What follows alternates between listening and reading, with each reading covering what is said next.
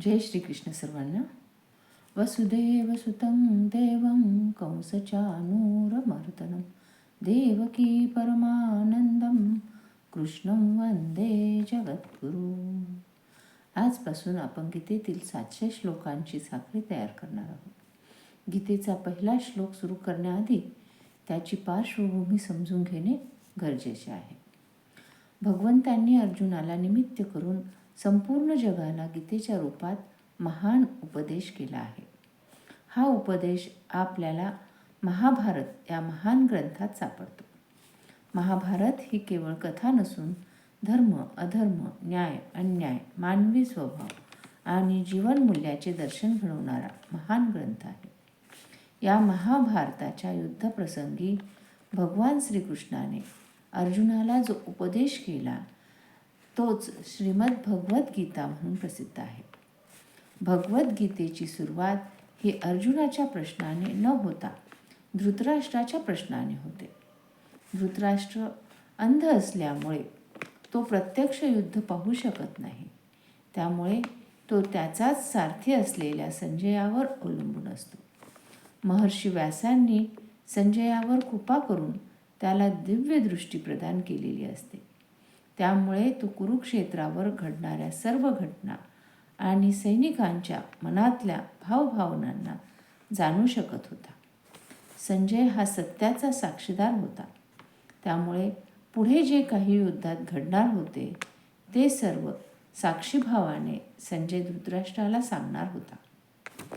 महाभारत हे कौरव पांडवांचे युद्ध अचानक सुरू झालेले नव्हते. त्याला बरीच कारणे आहेत. सततचा पांडवांवर होणारा अन्याय, द्रौपदीचे वस्त्रहरण, त्यांना 12 वर्षाचा वनवास आणि 1 वर्ष अज्ञातवास, असे 1 ना 2 कितीतरी प्रसंग पांडवांच्या आयुष्यात घडले. पण त्यानंतरही दुर्योधनाने पांडवांना त्यांचा हक्काचा राज्यकारभार देण्यास नकार दिला. अगदी सुईच्या टोका एवढी जमीन देखील दुर्योधन देण्यास तयार नव्हता. पांडवांनी अनेक वेळा शांततेचा मार्ग अवलंबून स्वीकारण्याचा प्रयत्न केला, परंतु तो निष्फळ ठरला. त्यामुळे युद्ध शेवटी अपरिहार्य झाले. या पार्श्वभूमीवर कुरुक्षेत्रावर दोन्हीकडील सैन्य युद्धासाठी सज्ज झाल्या. याच वेळी धृतराष्ट्र संजयाला प्रश्न विचारतो. धर्मक्षेत्रे कुरुक्षेत्रे समवेतायुयोत्सवः मामकः पांडवाश्चैव किमकुर्वत संजय. या श्लोकात धर्मक्षेत्र हा शब्द खूप महत्त्वाचा आहे. कुरुक्षेत्र हे केवळ एक युद्धभूमी नसून ते धर्माचे क्षेत्र आहे. अग्नी, ब्रह्मदेव इत्यादी देवांनी इथे तप केले होते.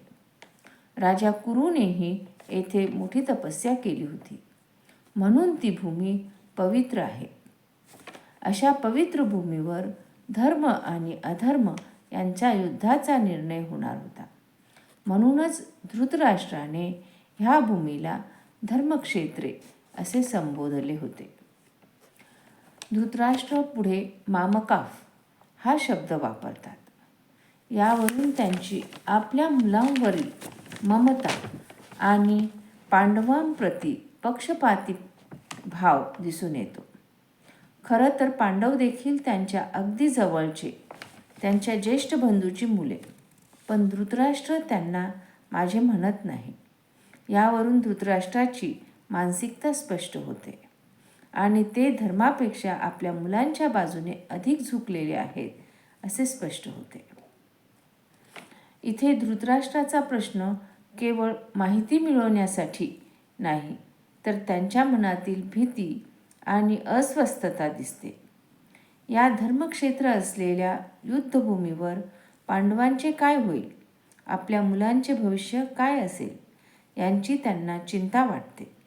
म्हणून तो संजयाला विचारतात की ते काय करत आहेत. या श्लोकातील युयुत्सवः या शब्दावरून असे दिसते की दोन्ही बाजू युद्धासाठी आता सज्ज झालेल्या आहेत. आता युद्ध टळण्याचा प्रश्नच उरलेला नाही.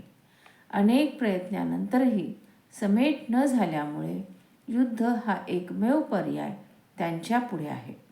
अशा प्रकारे भगवद्गीतेचा पहिला श्लोक केवळ युद्धाची सुरुवात दर्शवित नाही, तर युद्धामागील कारणे, धृतराष्ट्राची मानसिकता आणि धर्म अधर्माच्या